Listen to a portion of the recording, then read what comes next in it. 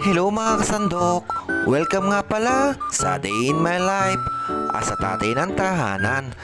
Bilang tatay ng tahanan, tayo ay magluluto ng ulam. Kaya ano pa hinihintay nyo? Magdala na kayo ng plato at lagay nyo ng kanin. Siguradong taob na naman ang kaldero. Sandok Mini Vlog. Hello mga kasandok, ayan nga pala ang bayabas.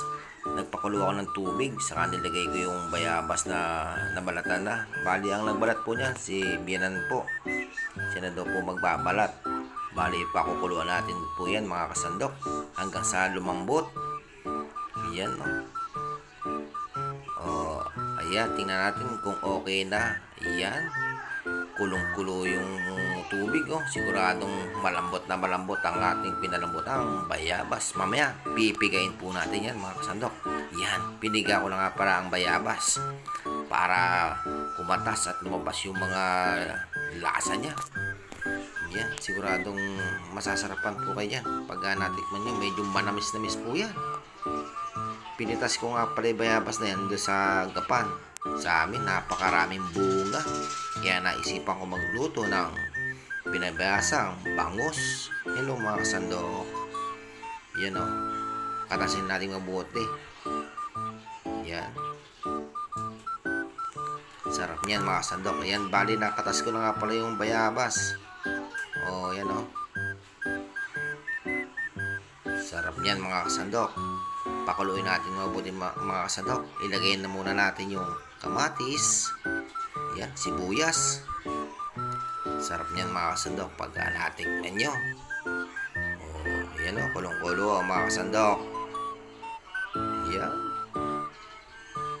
sarap niyan mga kasandok. Sabaw pa lang yan Lagyan natin ng konting patis para medyo may alat-alat ng konti.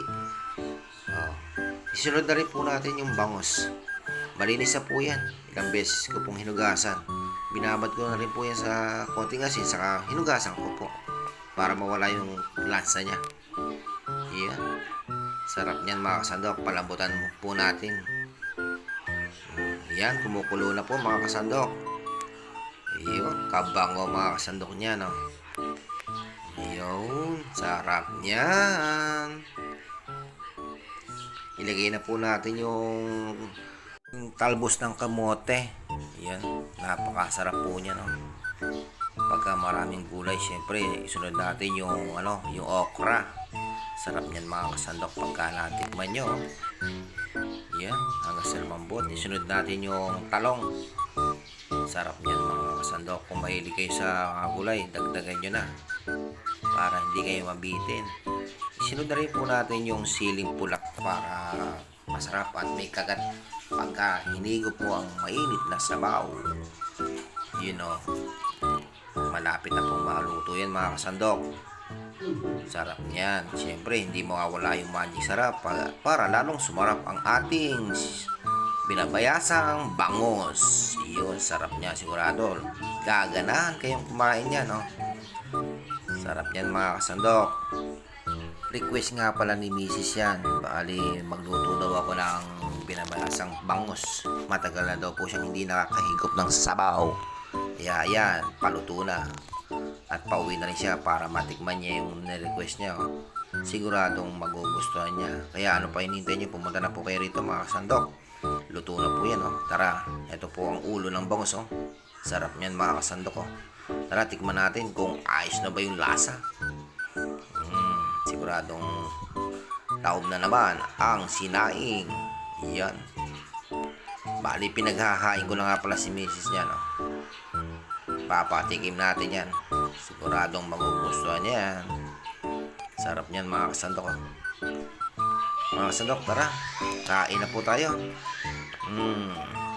Sarap ng sabaw mga kasandok Napakasarap mga kasandok. Tara, kain na po kayo. Siguradong magugustuhan niyo ito mga kasandok. Yummy. Thank you for watching mga